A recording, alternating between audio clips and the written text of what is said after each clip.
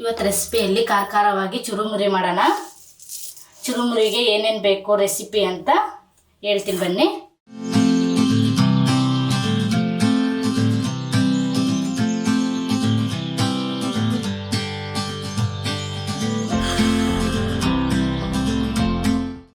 ಇವತ್ತು ರೆಸಿಪಿಯಲ್ಲಿ ಖಾರವಾಗಿ ಚುರುಮುರಿ ಮಾಡೋಣ.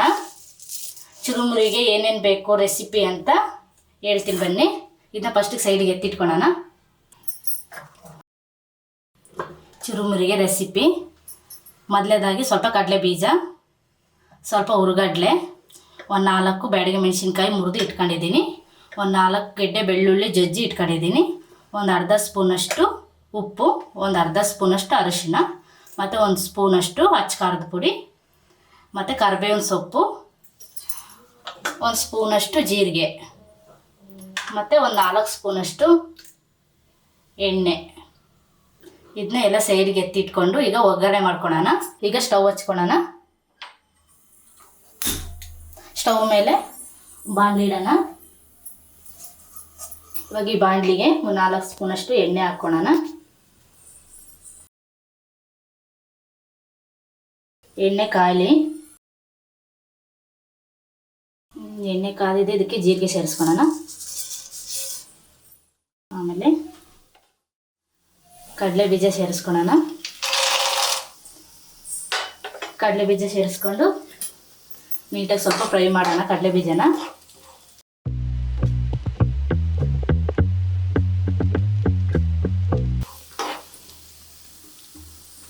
ಇದಕ್ಕೆ ಈಗ ಒಣಮೆಣಸಿನ್ಕಾಯಿ ಸೇರಿಸ್ಕೊಳ್ಳೋಣ.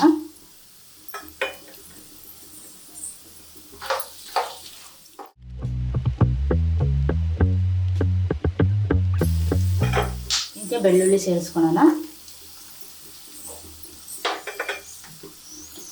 ಸ್ಟವ್ ಸ್ವಲ್ಪ ಜಾಸ್ತಿ ಇಟ್ಕೊಳ್ಳೋಣ. ಈಗ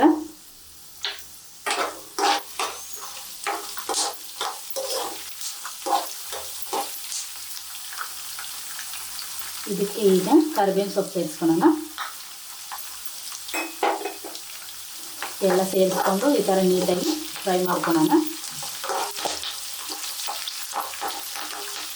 ಕಡಲೆ ಬೀಜ ಈ ಥರ ನೀಟಾಗಿ ಫ್ರೈ ಆಗಿದೆ, ಬ್ರೌನ್ ಕಲರ್ ಥರ ಆಗಿದೆ. ಇದಕ್ಕೆ ಈಗ ಲಾಸ್ಟ್ಗೆ ಹುರುಗಡ್ಲೆ ಸೇರಿಸ್ಕೋಬೇಕು. ಫಸ್ಟ್ಗೆ ಸೇರಿಸ್ಕೊಂಡ್ಬಿಟ್ರೆ ಸೀದೋಗ್ಬಿಡುತ್ತೆ, ಅದಕ್ಕೆ ಲಾಸ್ಟಿಗೆ ಸೇರಿಸ್ಕೊಳ್ಳೋಣ. ಹುರುಗಡ್ಲೆ ಹಾಕಿ ಅದನ್ನ ನೀಟಾಗಿ ಫ್ರೈ ಮಾಡ್ಕೊಳ್ಳೋಣ. ಸ್ವಲ್ಪ ಕ್ರಿಸ್ಪಿಯಾಗಿರಬೇಕು ಕಡಲೆ ಬೀಜ ಮತ್ತು ಹುರುಗಡ್ಲೆ. ಇದಕ್ಕೆ ಈಗ ಸ್ವಲ್ಪ ಉಪ್ಪು ಸೇರಿಸ್ಕೊಳ್ಳೋಣ.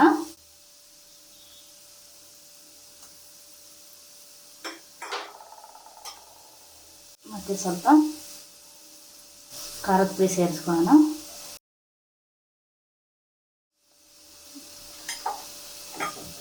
ಸ್ವಲ್ಪ ಅರಿಶಿನ. ಅದನ್ನೆಲ್ಲ ನೀಟಾಗಿ ಈ ಥರ ಫ್ರೈ ಮಾಡ್ಕೊಳ್ಳಿ. ಇದಕ್ಕೆ ಈಗ ಪೂರಿ ಸೇರಿಸ್ಕೊಳ್ಳೋಣ. ಸ್ಟವ್ ಆಫ್ ಮಾಡಿ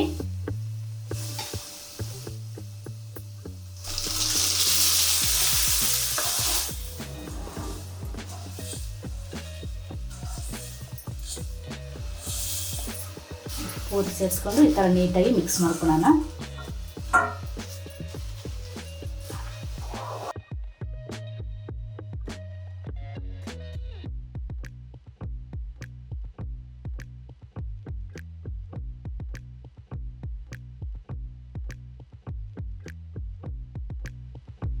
ಬಿಸಿ ಬಿಸಿಯಾಗಿರೋ ಚುರುಮುರಿ ರೆಡಿ ಆಗಿದೆ. ಸಂಜೆ ಟೈಮಲ್ಲಿ ಮಳೆ ಬಂದಾಗ ಖಾರವಾಗಿ ತಿನ್ನೋಕ್ಕೆ ಚೆನ್ನಾಗಿರುತ್ತೆ.